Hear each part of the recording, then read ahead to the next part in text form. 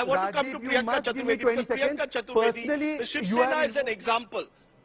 No, just a minute. I will let you give you a final word, Mr. Poonawala, at the end, also to defend yourself. But Priyanka Chaturvedi, do you see this? What is this common minimum program that will bring all these parties together? Tell me, what is it? Is it to, save the constitution as you are saying it? Is it at the end of the day, plain and simple anti-Modism?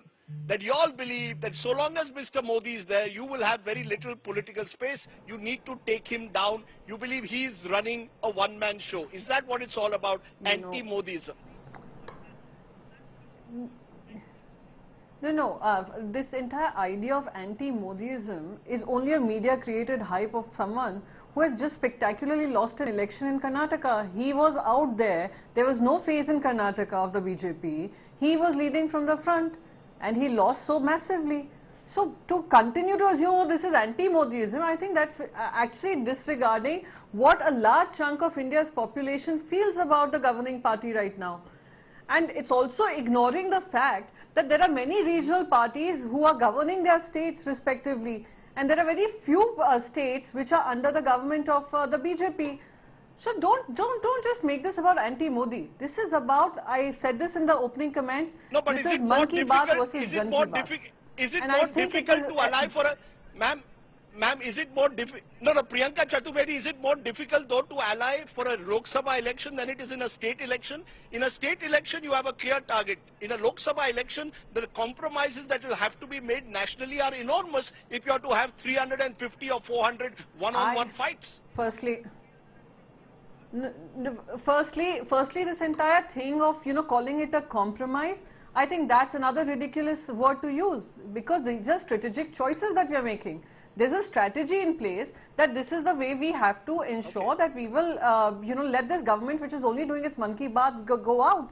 So these are strategic choices. Now for you to say the Congress is not doing this, Aam Aadmi Party is not playing ball, Congress wants to lead it, no one has spoken any of it.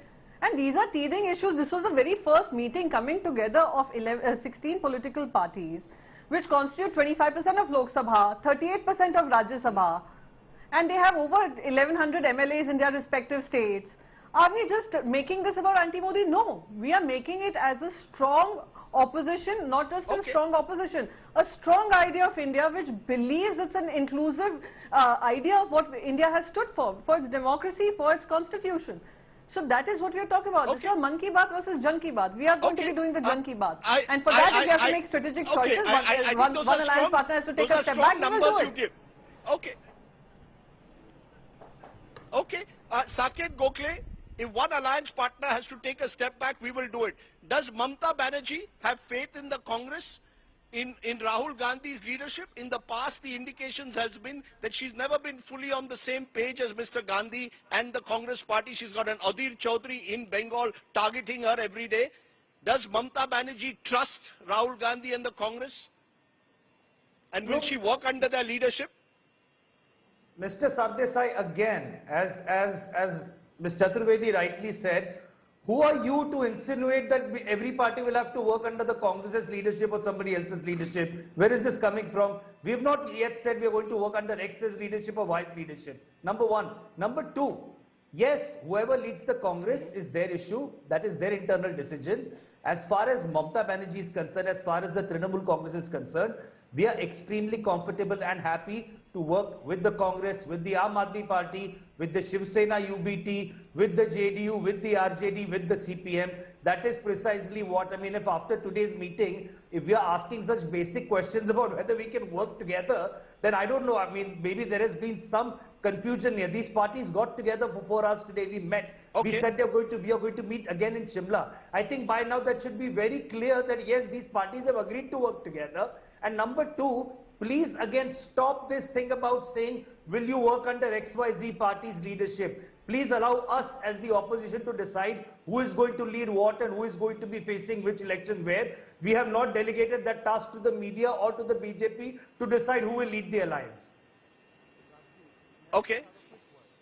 I'm not deciding for you. It's for you to decide how you want to forge your alliance. But Mr. Poonawala, you were targeted, and Rohan Gupta said, 1 minute, Mr. Poonawala, you were targeted because Rohan Gupta said, who are you to tell us what we said about whom 5 or 7 years ago? Right. 5 or 7 years ago, you were with the Congress party attacking Mr. Modi night and day. Right. Today, you are seen as a Modi cheerleader. Absolutely. So, are political parties or individuals not entitled to change their opinion? Circumstances change, you change, they are also entitled to change. How can you take the moral high ground on this debate at all? I am entitled to change as much as Priyanka Chaturvedi is entitled to change her opinion about the BMC and Shiv Sena. Of course, we all are entitled to do that. But let me tell you that what is fundamental to their politics. Let me bring that issue up, because it's not about anti-Modism according to Priyanka ji, but for them, an issue core to Bala Saheb's Vichardhara was Article 370. I challenge you, Rajdeep, if this is not about anti-Modism, ask all of them to take the position on Article 370's abrogation.